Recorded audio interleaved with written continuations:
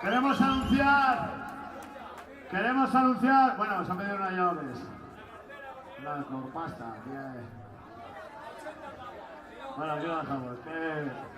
Ante el cariz que ha tomado la situación, ante el rumbo que ha tomado el partido que nos representaba a todos los vascos, el PNV, hemos decidido hoy en la Villa de Guernica que su misión City Blues nos proclamemos Lendakaris.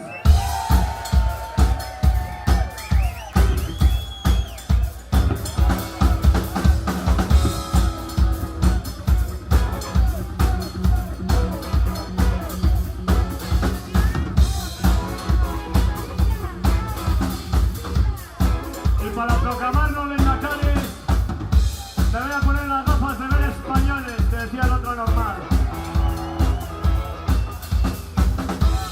Español, española, española, español, español, español. ¡Mentira!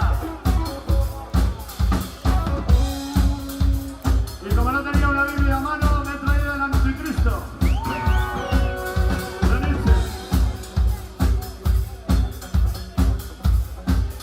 Había dos maneras de hacer el juramento, como Ardanza y Urkullu o como Lendakari López. Vamos a hacerlo como Lendakari Aguirre, pero en castellano como Lendakari López. En español.